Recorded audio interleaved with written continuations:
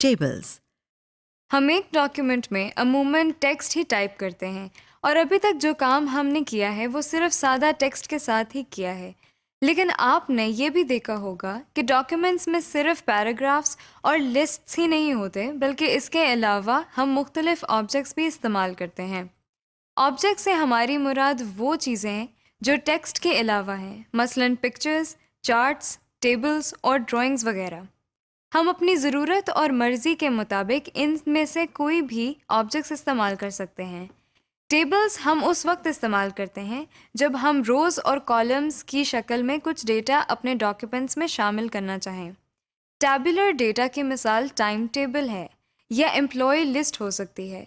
इसके अलावा हम प्रोडक्शन सेल रिपोर्ट को भी टेबल की शक्ल में दिखा सकते हैं। बहरहाल बेशुमार इंफॉर्मेशन ऐसी होती हैं जिसे हम टेबल की शक्ल में दिखाना चाहेंगे। टैबुलर डेटा का फ़ायदा ये होता है कि पढ़ने वाले के लिए इंफॉर्मेशन को समझना आसान होता है, और इसी तरह चार्ट्स, ड्राइंग्स और पिक्चर्स के ज़रिए हम अपने डॉक्यूमेंट को खूबसूरत भी बना लेते हैं और पढ़ने वाले के लिए समझना भी सहल हो जाता है। Inserting table. सबसे पहले हम देखते हैं कि टेबल्स कैसे बनाते हैं और फिर उनमें टेक्स्ट या डेटा किस तरह टाइप किया जाता है।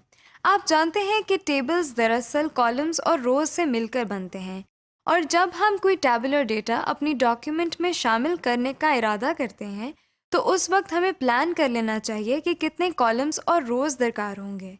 वर्ड प्रोसेसर ना सिर्फ आपको टेबल बनाने में मदद देगा, बल्कि रोज एंड कॉलम्स को फॉर्मेट करने में भी मदद देगा। हमारे सामने एक ब्लैंक डॉक्यूमेंट मौजूद है। हम इसमें एक टेबल इंसर्ट करते हैं और उसकी फॉर्मेटिंग करके देखते हैं।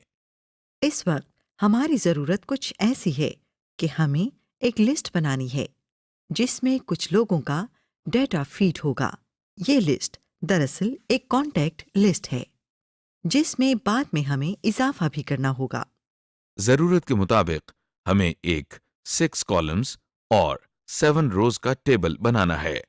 इसके लिए हम रिबन टैब में मौजूद इंसर्ट के टैब पर क्लिक करते हैं।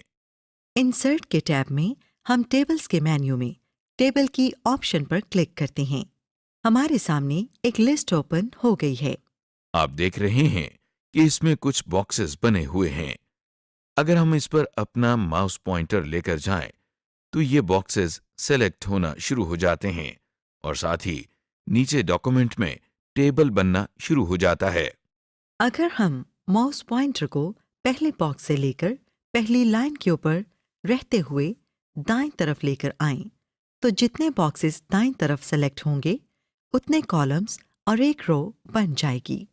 इसी तरह जितने नंबर ऑफ बॉक्सेस हम नीचे की तरफ माउस पॉइंटर की मदद से सेलेक्ट करेंगे, उतनी नंबर ऑफ रोज बन जाएंगी, जैसा कि आप देख रहे हैं। टेबल इंसर्ट करने का दूसरा तरीका ये है कि इन बॉक्सेस के नीचे इंसर्ट टेबल की ऑप्शन अवेलेबल है। हम इस पर क्लिक करते हैं। हमारे सामने एक छोटी सी विंडो ओपन हो गई है जिसका टाइटल इंसर्ट टेबल है। इस विंडो के पहले सेक्शन को देखिए, जिसका नाम टेबल साइज है। यहाँ आप जरूरत के मुताबिक टेबल के कॉलम्स और रोज की तादाद बता सकते हैं। हमें चूंकि 6 कॉलम्स और 7 रोज का एक टेबल चाहिए, इसलिए यहाँ हम कॉलम को बढ़ाकर 6 और नंबर ऑफ रोज को बढ़ाकर 7 कर देते हैं। हमने कॉलम्स और रोज की तादाद बढ़ाने के लिए इन अप और डाउन एरोज पर क्लिक किया था। आप कीबोर्ड की मदद से यहाँ नंबर भी टाइप कर सकते हैं। टेबल साइज के सेक्शन के नीचे ऑटो फिट बिहेवियर का सेक्शन भी है। इसमें मौजूद ऑप्शन को हम कुछ देर में देखेंगे। फिलहाल हम नीचे मौजूद ओके के बटन पर क्लिक करके डॉक्यूमेंट की तरफ वापस चलते हैं। ये देखिए, हमारे सामने एक टेबल है जिसमें 6 कॉलम्स और 7 रोज हैं। और इस वक्त हमारा कर्सर पहले सेल में ब्लिंक कर रहा है और डेटा एंट्री के लिए तैयार है। Inserting text in table.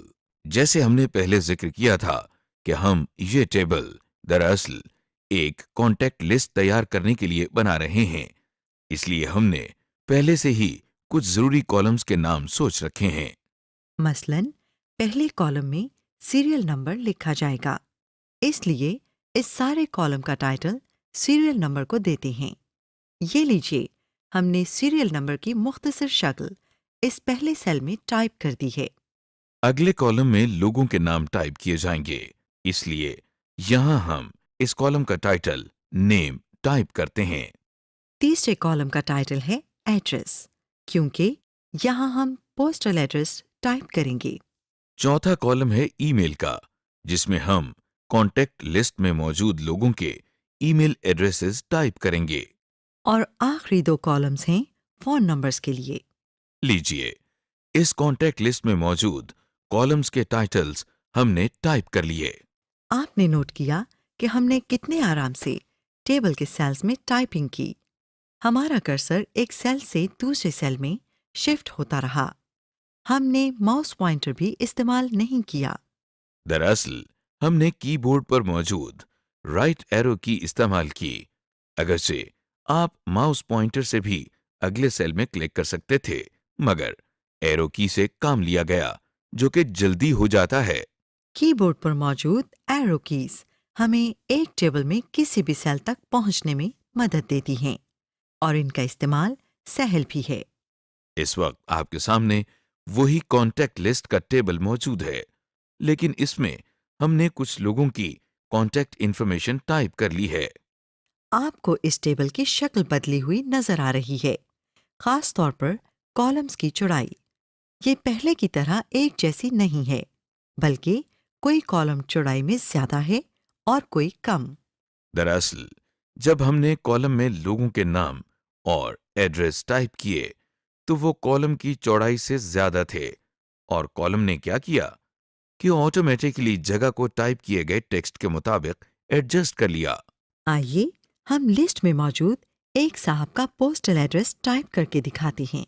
आप देख रहे हैं कि एक खास हद तक पहुंचकर कॉलम की चौड़ाई या विड्थ नहीं बढ़ती, बल्कि कर्सर ऑटोमेटिकली अगली लाइन में आ जाता है।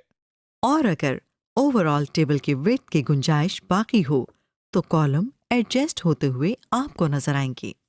जिस तरह आप टेबल में टेक्स्ट बड़ी आसानी से टाइप कर लेते हैं, बिल्कुल उसी तरह उसे एडिट भी कर सकते हैं, मगर शर्त यह है कि हमारा कर्सर पहले उस सेल में मौजूद होना चाहिए जिसे एडिट करना है। मसलन हमें तीसरे नंबर पर मौजूद साहब का मोबाइल नंबर तब्दील करना है। इसके लिए हम माउस पॉइंटर से सेलेक्ट करते हैं। अब हम कीबोर्ड से बैक स्पेस की को इस्तेमाल करते हुए इसे डिलीट कर देते हैं। नया नंबर टाइप करते हैं और बस सेल एडिट हो गया। आप इसी तरह किसी सेल में मौजूद टेक्स्ट को एडिट कर सकते हैं। Formatting table. जब हम एक टेबल में डेटा फीड करते हैं, तो आप देख चुके हैं कि कॉलम की चौड़ाई या रोज की ऊंचाई ऑटोमेटिकली एडजस्ट होती है। अगर आप कॉलम्स की विड्थ और रोज की हाइट खुद तब्दील करना चाहें या ज़रूरत के मुताबिक एडजस्ट करना चाहें, तो ऐसा मुमकिन है। आपके सामने हमारी बनाई हुई कॉन्टैक्ट लिस्ट मौजूद है। हम चाहते हैं कि नेम के कॉलम की विड्थ को बढ़ा दिया जाए। कॉलम विड्थ को एडजस्ट करने के लिए हम माउस पॉइंटर का इस्तेमाल करते हैं। हम बहुत एहतियात के साथ माउस पॉइंटर को नेम कॉलम के बाएं जानिब मौजूद लाइन पर लेकर जाते हैं। क्या आपने नोट किया कि माउस पॉइंटर की शक्ल तब्दील हो गई है? ये अब आपको डबल हेडेड एरो की शक्ल में नजर आ रहा है। इस वक्त हम लेफ्ट माउस बटन को क्लिक करते हैं और बटन को दबाए रखते हुए रिलीज नहीं करते। अब एहतियात के साथ माउस पॉइंटर को बाएं जानिब ड्रैग करते हैं। आप देख रहे हैं कि इस सीरियल नंबर के कॉलम की विड्थ कम हो रही है, लेकिन साथ ही नेम कॉलम की विड्थ में इजाफा हो रहा है। लीजिए, नेम कॉलम की विड्थ में इजाफा हो गया। आप सोच रहे होंगे कि हमने कॉलम के बाएं जानिब वाली लाइन को क्यों ड्रैग नहीं किया। क्या ये काम दाएं लाइन को ड्रैग करने से नहीं हो सकता था? क्यों नहीं, बिल्कुल हो सकता है। दरअसल बाएं जानिब ड्रैग करने से सीरियल नंबर का कॉलम चौड़ाई में कम हुआ और उसमें गुंजाइश भी थी। अगर दाएं लाइन को ड्रैग करते तो एड्रेस कॉलम की चौड़ाई कम हो जाती, जिसमें गुंजाइश नहीं है।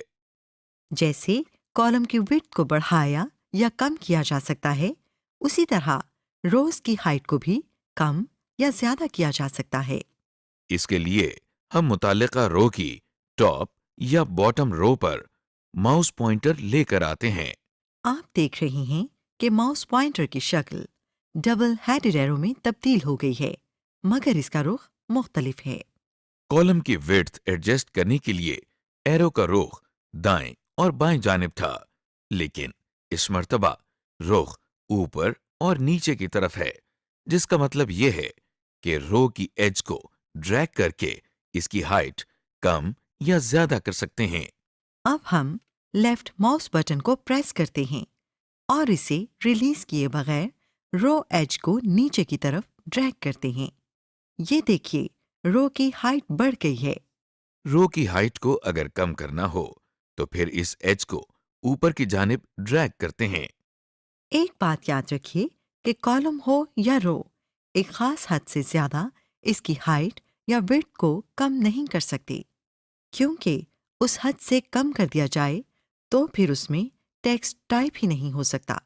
वैसे तो यही रिकमेंड करते हैं कि जब आप टेबल बनाने का इरादा कर लें तो प्लान बना लें कि आपको कितने कॉलम और कितनी रोज दरकार हैं।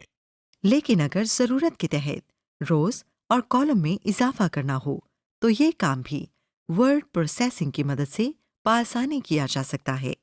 सबसे पहले हम देखते हैं कि एक कॉलम का इजाफा कैसे किया जाता है। मसलन हमने जो एक कॉन्टैक्ट लिस्ट बनाई है, इसमें हमें एक कॉलम का इजाफा करना है जिसमें इन तमाम लोगों की डेट ऑफ बर्थ लिखी जाएगी। अब फैसला करना है कि ये कॉलम्स कहाँ ऐड किए जाएं। मुनासिब तो ये है कि डेट ऑफ बर्थ का कॉलम नेम के कॉलम के बाद हो।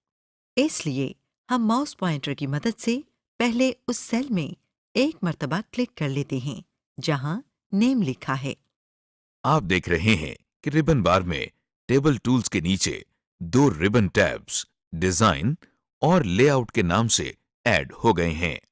अब हम टेबल टूल्स में मौजूद लेआउट की टैब पर क्लिक करते हैं। हमारे सामने रिबन बार की लिस्ट ओपन हो गई है।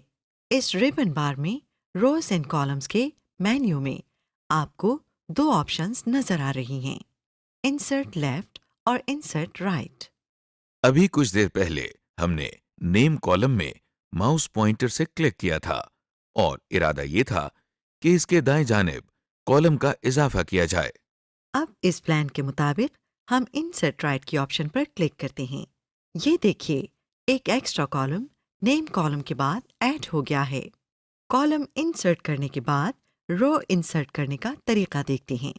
मसलन इस वक्त हम चाहते हैं कि तीसरे और चौथे नंबर पर जो साहब हैं उनके दरमियान एक और रो ऐड करें और एक नए साहब का डेटा शामिल कर दें। इसके लिए हम जहां सीरियल नंबर 3 लिखा है वहां माउस पॉइंटर से क्लिक करते हैं ताकि कर्सर वहां आ जाए। इसके बाद हम टेबल टूल्स में मौजूद लेआउट की टैब पर क्लिक करते हैं। जो लिस्ट ओपन हो गई है, यहां पर हमें रोज एंड कॉलम्स के मेन्यू में दो ऑप्शंस नजर आ रही हैं, इंसर्ट अबव और इंसर्ट बिलो। आपको याद है, हमने सीरियल नंबर 3 वाली रो में इसलिए क्लिक किया था ताकि उसके बाद एक रो का इजाफा करें। लिहाजा इस वक्त हम इंसर्ट बिलो की ऑप्शन पर क्लिक करते हैं। ये देखिए, एक रो का इजाफा हो गया है और पहले से मौजूद रोज नीचे की तरफ पुश हो गई हैं। कॉलम की निस्बत रोज में इजाफा करना सहल है। जिस तरह हम अपनी जरूरत के लिए कॉलम और रोज इंसर्ट कर सकते हैं, उसी तरह गैर जरूरी रोज और कॉलम्स को डिलीट भी किया जा सकता है। लेकिन एक फर्क है, वो ये कि इंसर्शन के वक्त हमने एक वक्त में एक कॉलम या एक रो ही इंसर्ट की थी, मगर डिलीट करते हुए हम एक से ज्यादा रोज या एक से ज्यादा कॉलम्स को डिलीट कर देंगे। कॉलम या रोज को डिलीट करने के लिए पहले उन्हें सेलेक्ट करने का तरीका आना चाहिए, उसके बाद उन्हें डिलीट करना आसान है। सबसे पहले देखते हैं कि कॉलम को कैसे डिलीट करना है। डिलीशन से पहले कॉलम को सिलेक्ट करना पड़ता है। हम अपने माउस पॉइंटर की मदद से पूरे कॉलम को सिलेक्ट कर सकते हैं। इसके लिए हम माउस पॉइंटर को कॉलम के बिल्कुल ऊपर वाली एज के करीब लेकर आते हैं। आप लेसन एरिया में देख रहे हैं कि कॉलम के ऊपर माउस पॉइंटर की शक्ल एक इन्वर्टेड एरो की तरह है। इस वक्त अगर हम लेफ्ट माउस बटन से एक मर्तबा क्लिक करते हैं तो एक पूरा कॉलम सिलेक्ट हो जाता है। कॉलम को सिलेक्ट करने के बाद हम लेआउट टैब में मौजूद रोज एंड कॉलम्स की लिस्ट में से डिलीट के ऑप्शन पर जाते हैं। एक सब मेन्यू हमारे सामने है जिसमें से इस वक्त हमें डिलीट कॉलम्स की ऑप्शन पर क्लिक करना है। जैसे ही हमने डिलीट कॉलम्स की ऑप्शन पर क्लिक किया तो आपने देखा कि हमारा सिलेक्टेड कॉलम भी डिलीट हो गया है। इसी तरह हम एक से ज्यादा कॉलम्स को सिलेक्ट करके डिलीट कर सकते हैं। ज्यादा कॉलम्स को सिलेक्ट करने के लिए एक बार फिर हम माउस पॉइंटर को पहले कॉलम की टॉप एज के पास लेकर जाते हैं। ये देखिए, माउस पॉइंटर तब्दील होकर इन्वर्टेड एरो बन गया है। अब हम लेफ्ट माउस बटन को प्रेस करते हैं और रिलीज किए बगैर दाएं जानिब ड्रैग करते हैं। आप देख रहे हैं कि इस वक्त 3 कॉलम सिलेक्ट हो चुके हैं। अब हम दोबारा लेआउट टैब में मौजूद रोज एंड कॉलम्स की लिस्ट में डिलीट के ऑप्शन पर जाते हैं। एक सब मेन्यू हमारे सामने है। यहां से एक बार फिर डिलीट कॉलम्स की ऑप्शन पर क्लिक करते हैं क्योंकि हमें सिलेक्टेड कॉलम्स को डिलीट करना है। ये देखिए, क्लिक करते ही तीनों सिलेक्टेड कॉलम्स डिलीट हो गए हैं। कॉलम्स को डिलीट करने के बाद देखते हैं कि सिलेक्टेड रोज को कैसे डिलीट किया जाता है। कॉलम्स की तरह रोज को सिलेक्ट करना भी कोई मुश्किल काम नहीं। हम जिस रो को डिलीट करना चाहते हैं उसके लेफ्ट मार्जिन की तरफ माउस पॉइंटर लेकर जाते हैं। ये देखिए, माउस पॉइंटर का रुख तब्दील हो गया है और अब ये राइट पॉइंटिंग एरो बन गया है। इस वक्त अगर हम एक मर्तबा लेफ्ट माउस बटन से क्लिक करेंगे तो एक मुकम्मल रो सिलेक्ट हो जाएगी। ये देखिए, रोज सेलेक्ट हो गई और अगर लेफ्ट माउस बटन को रिलीज किए बगैर माउस पॉइंटर को ऊपर या नीचे ड्रैग करेंगे तो मल्टीपल रोज को सेलेक्ट कर सकेंगे, जैसा कि आप रोज को सिलेक्ट होता हुआ देख रहे हैं। सिलेक्टेड रोज को डिलीट करने के लिए हम रोज एंड कॉलम मेन्यू में मौजूद डिलीट के ऑप्शन को ओपन करते हैं और इसमें से डिलीट रोज पर क्लिक कर देते हैं। लीजिए, जो रोज हमने सेलेक्ट की थीं वो सब डिलीट हो गईं। सिलेक्टेड रोज या कॉलम को हम एक कीबोर्ड शॉर्टकट की मदद से भी डिलीट कर सकते हैं। जैसा कि हमने पहले रोज और कॉलम्स को सिलेक्ट किया था, बिल्कुल उसी तरह हम लेसन एरिया में नजर आने वाले टेबल में से भी एक रो सिलेक्ट कर रहे हैं। इसके बाद कीबोर्ड से पहले शिफ्ट का बटन प्रेस करते हैं और उसे रिलीज किए बगैर डिलीट का बटन भी एक मर्तबा प्रेस कर देते हैं। ये देखिए, जो रोज सेलेक्टेड थीं वो डिलीट हो गई हैं। हमने टेबल बनाना और उसके रोज और कॉलम्स को मैनेज करना तो सीख लिया, लेकिन अभी तक हमारे टेबल की शक्ल बिल्कुल सीधी सादी है, यानी इसकी कोई खास फॉर्मेटिंग नहीं की गई। टेबल की फॉर्मेटिंग में इसके बॉर्डर स्टाइल, टेबल स्टाइल्स के अलावा सेल्स की शेडिंग भी शामिल है। सबसे पहले हम टेबल्स के बॉर्डर्स की सेटिंग करके देखते हैं, लेकिन एक ज़रूरी बात आपको पहले ही बता दें कि पूरे टेबल में कोई कॉलम या रो हो, उसकी फॉर्मेटिंग से पहले उसे सिलेक्ट करना होगा। आइए सबसे पहले टेबल की फॉर्मेटिंग की तरफ चलते हैं। फॉर्मेटिंग से पहले हमें टेबल को सेलेक्ट करना है, जिसका तरीका बहुत आसान है। आप देख रहे हैं कि डॉक्यूमेंट में एक ब्लैंक टेबल मौजूद है। इस टेबल की रोज को ड्रैग करके उनकी हाइट बढ़ाई गई है ताकि हमें तमाम बॉर्डर्स वाज़ेह नजर आएं। जैसे ही हम माउस पॉइंटर को इस टेबल पर लेकर आते हैं तो देखिए, टॉप लेफ्ट कॉर्नर पर आपको एक छोटा सा बॉक्स नजर आ रहा है। इस बॉक्स में आपको एक 4 हेडेड एरो भी नजर आ रहा है। हम जैसे ही माउस पॉइंटर को इस छोटे से बॉक्स पर लेकर जाते हैं तो पॉइंटर के साथ 4 हेडेड एरो भी बन जाता है। अब हमें इसी जगह पर माउस पॉइंटर से क्लिक करना है। ये देखिए, क्लिक करते ही पूरा टेबल सेलेक्ट हो गया है। सिलेक्शन के बाद हम टेबल स्टाइल्स के मेन्यू में मौजूद बॉर्डर्स के साथ इस छोटे से एरो पर क्लिक करते हैं। जो लिस्ट हमारे सामने है उसमें से हम आखिरी ऑप्शन बॉर्डर्स एंड शेडिंग पर क्लिक करते हैं।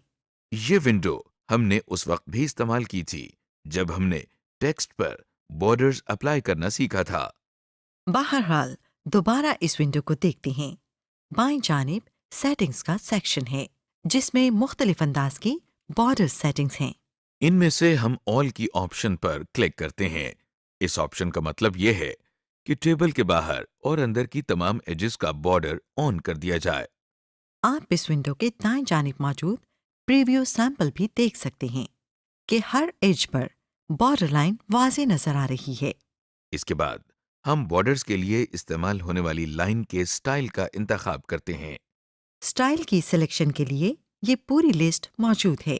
इस लिस्ट के साथ अप और डाउन एरो की मदद से हम लिस्ट में बाकी मौजूद स्टाइल्स भी देख सकते हैं। किसी भी लाइन स्टाइल को सिलेक्ट करने के लिए उस पर माउस पॉइंटर से क्लिक करना होता है।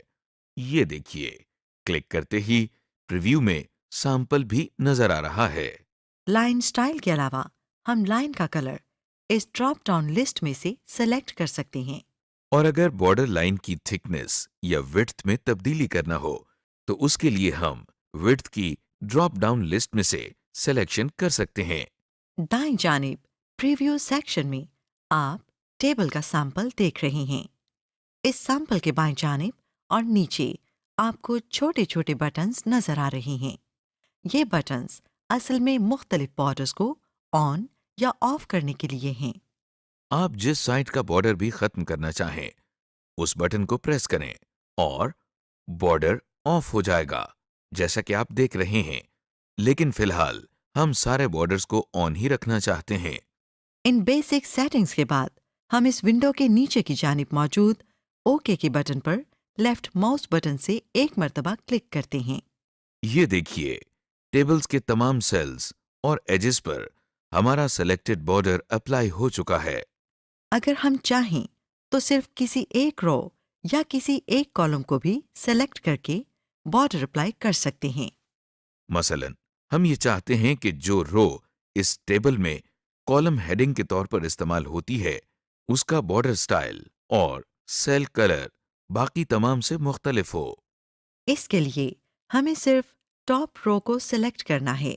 इसका तरीका हम पहले भी देख चुके हैं, यानी माउस पॉइंटर को रो के बिल्कुल लेफ्ट एज पर लेकर जाते हैं यहाँ तक कि हमें राइट पॉइंटिंग एरो नजर आए।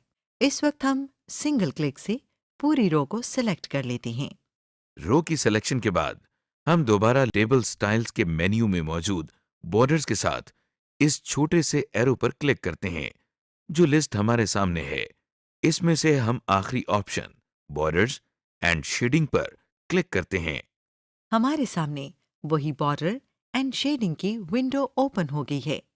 पहले की तरह ऑल के बॉक्स को क्लिक करके सेलेक्ट करते हैं। इसके बाद लाइन स्टाइल को सेलेक्ट करते हैं।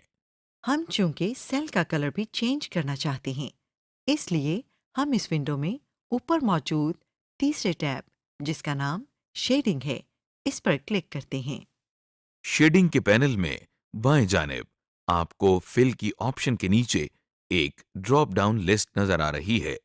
इस ड्रॉप डाउन लिस्ट पर क्लिक करके जो भी रंग आपको पसंद हो आप उसके बॉक्स को क्लिक कर सकते हैं। हम भी इस वक्त एक रंग को सेलेक्ट कर लेते हैं। सिलेक्शन के साथ ही दाएं जानिब यहां प्रीव्यू पैनल में सैंपल भी नजर आ रहा है। इससे हमें ये मालूम हो जाता है कि जो रंग हमने सेलेक्ट किया है वो कैसा नजर आएगा। कलर सिलेक्शन के बाद हम ओके के बटन पर क्लिक करते हैं। आप देख रहे हैं कि टेबल की टॉप रो का बैकग्राउंड कलर तब्दील हो गया है। इसका फायदा ये हुआ कि वो रो जिसमें हम कॉलम हेडिंग टाइप करेंगे वो बाकी तमाम रोज से डिफरेंट नजर आएगी। लेकिन ये तो वो रंग नहीं है जो हमने अभी पैलेट में से सेलेक्ट किया था। अरे घबराइए नहीं, दरअसल टॉप रो अभी तक सिलेक्टेड है। हम जरा किसी ब्लैंक एरिया पर क्लिक करते हैं। ये देखिए, अब आपको असल रंग नजर आ रहा है जो हमने सिलेक्ट किया था। वजह यह है कि जब आप एक कलर्ड एरिया को सेलेक्ट करते हैं तो फिर उसका सेलेक्टेड शेड मुख्तलिफ नजर आता है। Inserting pictures. जब हम अपना डॉक्यूमेंट तैयार करते हैं तो अमूमन सिर्फ टेक्स्ट की टाइपिंग और फॉर्मेटिंग पर ही ज़्यादा ज़ोर होता है, लेकिन अपने दस्तावेज़ को अब बेहतर अंदाज में पेश करने के लिए तस्वीर का इस्तेमाल कर सकते हैं। मसलन अपने डॉक्यूमेंट्स या टॉपिक से रिलेटेड कुछ तस्वीर को शामिल कर सकते हैं, जैसे किसी चीज़ की तस्वीर या जगह का मंजर या जगह का मैप। तस्वीर के साथ काम करने से पहले हम आपको एक और बात बताते चलें कि एक तो वो तस्वीर इस्तेमाल की जा सकती हैं जो हम अपने डिजिटल कैमरा से लेते हैं और अपने कंप्यूटर में सेव कर लेते हैं। दूसरी तस्वीर वो हैं जो कंप्यूटर में पहले से ही मौजूद होती हैं और इन्हें कंप्यूटर सॉफ्टवेयर के ज़रिए ही बनाया गया होता है। जो तस्वीर आप कैमरे की मदद से लेते हैं और इन्हें कंप्यूटर में सेव कर लेते हैं, वो किसी न किसी फ़ोल्डर में सेव होती हैं। जैसे लाइब्रेरीज़ के फ़ोल्डर के अंदर पिक्चर्स का एक फ़ोल्डर अमूमन ऐसे ही पिक्चर्स के लिए होता है। दूसरे किस्म की तस्वीर जो कंप्यूटर सॉफ्टवेयर के ज़रिए बनती हैं, वो एक लाइब्रेरी में स्टोर हो जाती हैं, जिसे क्लिप आर्ट लाइब्रेरी कहा जाता है। क्लिप आर्ट में मौजूद पिक्चर्स को हम कंप्यूटर के ज़रिए सर्च भी कर सकते हैं और ज़रूरत की पिक्चर्स को इस्तेमाल कर लेते हैं। इस वक्त हमारे सामने जो डॉक्यूमेंट है इसमें कंप्यूटर से मुताल्लिक कुछ बातें लिखी हैं, लिहाजा हम चाहते हैं कि इसमें कंप्यूटर की तस्वीर भी शामिल कर लें। जहां पर हम कोई तस्वीर लगाना या इंसर्ट करना चाहते हैं, वहां माउस पॉइंटर से पहले क्लिक कर लेते हैं। इसके बाद इंसर्ट टैब में मौजूद इलस्ट्रेशंस मेन्यू में काफी ऑप्शंस हैं, मगर फिलहाल हम दूसरी ऑप्शन जो कि क्लिप आर्ट की है इस पर क्लिक करते हैं। क्लिप आर्ट की ऑप्शन पर क्लिक करते हैं तो दाएं जानिब एक पैन ओपन हो गया है जिसका टाइटल क्लिप आर्ट है। यहाँ आपको एक बॉक्स नजर आ रहा है जिस पर सर्च फॉर लिखा है। हम इस सर्च बॉक्स में कंप्यूटर टाइप करते हैं और गो के बटन पर माउस पॉइंटर से क्लिक करते हैं। वैसे आप कीबोर्ड से एंटर की भी प्रेस कर सकते हैं। ये देखिए, जैसे ही हमने गो के बटन पर क्लिक किया तो कंप्यूटर ने क्लिप आर्ट में से कंप्यूटर से मुतालिक तस्वीर तलाश कर ली हैं और वो यहाँ नीचे उन्हें दिखा रहा है। अब चूंकि बहुत सी तस्वीर मिली हैं, इसलिए हम दाएं जाने मौजूद स्क्रॉल बार की मदद से बाकी तस्वीर को भी देख सकते हैं। अब हमें जो भी तस्वीर बेहतर लगे इस पर हम एक मर्तबा क्लिक करते हैं। ये देखिए, क्लिप आर्ट से कंप्यूटर की तस्वीर हमारे डॉक्यूमेंट में इंसर्ट हो गई है। आप देख रहे हैं कि जहां हमारा कर्सर था वहां पर ही पिक्चर इंसर्ट हो गई है, लेकिन ये पिक्चर अभी साइज में काफी बड़ी है और हमें इसे जरूरत के मुताबिक एडजस्ट करना है। इस पिक्चर के साइज और जगह की एडजस्टमेंट के लिए हमें पिक्चर टूल की टैब को इस्तेमाल करना पड़ेगा।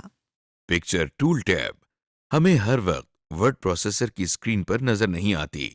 जो पिक्चर हमने इंसर्ट की है, अगर माउस पॉइंटर की मदद से इसे सेलेक्ट करें तो आप देखें कि रिबन टैब के अंदर पिक्चर टूल्स के नीचे फॉर्मेट टैब भी ऐड हो गई है। सबसे पहले हमें पिक्चर की ऑप्शन को एडजस्ट करना है। आप देख रहे हैं कि जहां हमने पिक्चर इंसर्ट की थी उसके दाएं जानिब बहुत ज्यादा एम्प्टी स्पेस है।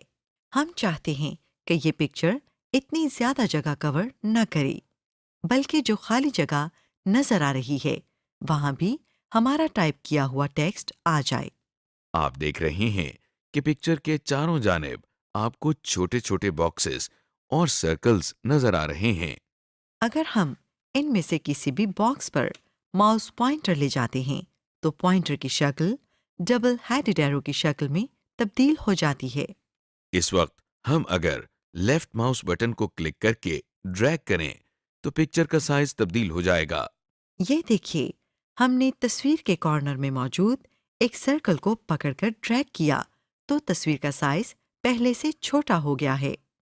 अब साइज तो हमने एडजस्ट कर लिया, लेकिन जो स्पेस हमें खाली नजर आ रही है उसे अभी एडजस्ट करना बाकी है। इस स्पेस की एडजस्टमेंट के लिए फॉर्मेट टैब में दाएं जानिब अरेंज के मेन्यू में इस बटन पर क्लिक करते हैं। ये बटन दरअसल रैप टेक्स्ट का बटन है जो पिक्चर के चारों जानिब टेक्स्ट को एडजस्ट करता है। जैसे ही इस बटन पर हम क्लिक करते हैं तो एक लिस्ट ओपन हो जाती है और इसमें सबसे पहली ऑप्शन ऑलरेडी सिलेक्टेड है। पहली ऑप्शन के सामने इन लाइन विद टेक्स्ट लिखा है, जिसका मतलब है कि तस्वीर किसी भी लाइन के दरमियान इंसर्ट की जाए। इसकी शक्ल कैसी बनेगी, इसकी मिसाल आपके सामने है। इसके अलावा और ऑप्शंस भी हैं जिनमें से हम इस वक्त स्क्वायर की ऑप्शन पर क्लिक करते हैं। आप देख रहे हैं जैसे ही हमने स्क्वायर की ऑप्शन पर क्लिक किया तो जो टेक्स्ट पहले नीचे था वो शिफ्ट होकर उस जगह पर आ गया है जो पहले खाली थी। एक बात जो आपने नोट की होगी वो ये कि पिक्चर के दाएं जानिब जो टेक्स्ट आया है उसका लेफ्ट मार्जिन बिल्कुल स्ट्रेट है और किसी लाइन की तरतीब खराब नहीं। दूसरी बात यह है कि पहले जब हम पिक्चर को सिलेक्ट करते हैं तो पिक्चर के चारों जानिब छोटे छोटे वाइट बॉक्सेस और वाइट सर्कल्स बने नजर आ रहे हैं। इसके अलावा तस्वीर के बिल्कुल ऊपर लाइट ग्रीन कलर का एक सर्कल आपको इजाफी नजर आ रहा है। यह ग्रीन सर्कल दरअसल पिक्चर को रोटेट करने या इसको एक दायरे में घुमाने के काम आता है। ये देखिए, जब माउस पॉइंटर इस ग्रीन सर्कल पर आया तो पॉइंटर एक दायरे की शक्ल इख्तियार कर गया है। हमें इस वक्त लेफ्ट माउस बटन को क्लिक करना है और फिर माउस को मूव करके पिक्चर की डायरेक्शन को तब्दील करना है। ये देखिए, माउस पॉइंटर की मदद से रोटेट करने पर पिक्चर का रुख तब्दील हो गया है। इस पिक्चर को हम आउटलाइन भी लगा सकते हैं। इसके लिए फॉर्मेट टैब में मौजूद पिक्चर स्टाइल के मेन्यू को देखते हैं। पिक्चर स्टाइल के मेन्यू में हम पिक्चर बॉर्डर पर क्लिक करते हैं तो एक लिस्ट ओपन हो जाती है जिसमें सबसे पहले थीम कलर का पैलेट है। इसमें हम पिक्चर को दी जाने वाली आउटलाइन या बॉर्डर का कलर सेलेक्ट कर सकते हैं, जैसा कि यहां से हम ये कलर सेलेक्ट करते हैं। इसके अलावा पिक्चर बॉर्डर की इस लिस्ट में नीचे स्टैंडर्ड कलर दिए गए हैं। ये ऐसे कलर हैं जो ज्यादातर इस्तेमाल किए जाते हैं। स्टैंडर्ड कलर से नीचे नो आउटलाइन की ऑप्शन है। ये इसलिए है कि अगर आप अपनी तस्वीर की आउटलाइन खत्म करना चाहते हैं तो नो आउटलाइन के साथ वाले बॉक्स को क्लिक कर दें। इस तरह पिक्चर आउटलाइन खत्म हो जाएगी। पिक्चर बॉर्डर की लिस्ट में अगली ऑप्शन मोर आउटलाइन कलर्स की है। इस पर क्लिक करने से एक नई विंडो ओपन हो गई है। यहाँ से हम अपनी मर्जी के मुताबिक कलर चूज कर सकते हैं और इस एरो की मदद से उस कलर की इंटेंसिटी कम या ज्यादा भी कर सकते हैं। जो कलर हम चूज करते हैं उसका प्रीव्यू हमें इस विंडो के नीचे वाले हिस्से में नजर आता है, जैसा कि आप देख रहे हैं। कलर चूज करने के बाद हम माउस पॉइंटर की मदद से ओके पर क्लिक करते हैं। पिक्चर बॉर्डर की लिस्ट में अगली ऑप्शन वेट की है। इस पर एरो लाने से एक और लिस्ट ओपन हो जाती है। इस लिस्ट में पिक्चर को दी जाने वाली आउटलाइन की चौड़ाई दी गई है। हम यहां से 3 पॉइंट पर क्लिक करते हैं और ये देखें, हमारी तस्वीर को आउटलाइन लग गई है। पिक्चर बॉर्डर की ड्रॉप डाउन लिस्ट में आखिरी ऑप्शन डैशेस की है। इस पर एरो लाने से हमारे सामने आउटलाइन के मुख्तलिफ स्टाइल दिए गए हैं। यहाँ से हम अपनी मर्जी से किसी भी स्टाइल का इंतखाब कर सकते हैं। पिक्चर बॉर्डर के बाद अरेंज के मेन्यू में रोटेट का बटन है जो एक सिलेक्टेड पिक्चर को रोटेट या फ्लिप करता है। हमने पहले भी एक ऑप्शन इस्तेमाल की है जिसमें हमने पिक्चर के टॉप एज पर मौजूद ग्रीन सर्कल को इस्तेमाल किया था। ग्रीन सर्कल को मूव करके हम पिक्चर का कोई भी एंगल सेट कर सकते हैं, जबकि ये बटन पिक्चर को सिर्फ 90 डिग्रीज पर रोटेट कर सकता है। फॉर्मेट टैब में अगला मेन्यू साइज का है। साइज के मेन्यू में क्रॉप का बटन है। क्रॉप बटन की मदद से हम पिक्चर के किसी भी गैर जरूरी हिस्से की कटिंग कर सकते हैं। जब हम किसी पिक्चर को सेलेक्ट करने के बाद क्रॉप का बटन प्रेस करते हैं तो उसके चारों जानिब कुछ लाइंस लगी हुई नजर आती हैं और जब हम उन पर माउस पॉइंटर लेकर जाते हैं तो देखिए इसकी शक्ल बदल गई है। इस वक्त हम एक जानिब की एज पर माउस पॉइंटर लाते हैं, लेफ्ट माउस बटन को प्रेस करके दबाए रखते हैं और फिर माउस पॉइंटर को ड्रैग करते हैं। आपने देखा कि हमने माउस पॉइंटर को जितना ड्रैग किया है तस्वीर के उतने ही हिस्से की कटिंग हो गई है। रीसाइज और क्रॉप में यही फर्क है कि रीसाइज से तस्वीर स्ट्रेच हो जाती है, जबकि क्रॉप करने से तस्वीर का मुंतखब करदा हिस्सा कट जाता है। क्रॉप के बटन के बाद हमारे पास फॉर्मेट टैब के नीचे एडजस्ट के मेन्यू में करेक्शन का बटन है जो तस्वीर की ब्राइटनेस और कंट्रास्ट को तब्दील करने के लिए है। करेक्शन के बटन पर क्लिक करने से हमारे सामने एक लिस्ट आ गई है जिसमें कंट्रास्ट और ब्राइटनेस की मुख्तलिफ ऑप्शंस दी गई हैं। यहाँ से हम मुनासिब ब्राइटनेस और कंट्रास्ट की ऑप्शन को सेलेक्ट कर लेते हैं। इसके अलावा हम करेक्शन के बटन पर क्लिक करते हैं तो हमें नीचे मजीद पिक्चर करेक्शन ऑप्शंस नजर आती हैं। इन ऑप्शंस पर क्लिक करके फॉर्मेट पिक्चर की विंडो ओपन हो जाती है जहां से हम अपनी तस्वीर को मजीद बेहतर कर सकते हैं। एक बात का ख्याल रखना चाहिए कि ब्राइटनेस में इजाफा करने से पिक्चर में सफ़ेद रंग बढ़ जाता है, जबकि कंट्रास्ट में अगर इजाफा किया जाए तो रंग ज़्यादा वाज़े हो जाते हैं। इसके अलावा कलर का बटन भी है जिस पर क्लिक करें तो हमें 4 ऑप्शंस नजर आती हैं। पहली ऑप्शन मुख्तलिफ कलर टोन्स की है, जिसका मतलब है कि हम पिक्चर को मुख्तलिफ कलर टोन्स मसलन ग्रे स्केल, सिपिया, वॉश आउट या ब्लैक एंड वाइट कर सकते हैं। ब्लैक एंड वाइट के ऑप्शन को सिलेक्ट करने से एक कलर पिक्चर भी प्योर ब्लैक एंड वाइट में तब्दील हो जाती है। वॉश आउट की ऑप्शन से भी तस्वीर के रंग बहुत हल्के या मध्यम हो जाते हैं। दूसरी ऑप्शन मोर वेरिएशंस की है। इस पर एरो लाने से एक लिस्ट ओपन हो जाती है जिससे तस्वीर के रंग हम अपनी मर्जी के शेड में तब्दील कर सकते हैं। अगला बटन सेट ट्रांसपेरेंट कलर का है। जब हम इस बटन पर क्लिक करते हैं तो हमारा एरो एक मार्कर की शक्ल का हो जाता है। इस मार्कर की शक्ल को ले जाकर अपनी तस्वीर के जिस हिस्से पर हम क्लिक करते हैं उसके अंदर से रंग गायब हो जाते हैं और हमारी तस्वीर का वो हिस्सा ट्रांसपेरेंट हो जाता है। कलर के मेन्यू में आखिरी ऑप्शन कलर पिक्चर ऑप्शन की है। इस ऑप्शन से भी हम वही काम लेते हैं जैसे कि मोर वेरिएशंस की ऑप्शन से अपनी मर्जी के रंग का इंतखाब किया था। समरी। इस लेसन में आपने सीखा कि वर्ड प्रोसेसिंग सॉफ्टवेयर की मदद से टेबल्स कैसे बनाए जाते हैं, टेबल में मौजूद कॉलम्स की विड्थ और रो की हाइट को कैसे तब्दील करते हैं, टेबल में कॉलम्स और रोज कैसे इंसर्ट की जाते हैं और इन्हें डिलीट कैसे किया जाता है, एक टेबल के मुख्तलिफ हिस्सों की फॉर्मेटिंग कैसे की जाती है और आखिर में ये देखा कि डॉक्यूमेंट फाइल में पिक्चर्स या इमेजेस का इस्तेमाल कैसे किया जाता है।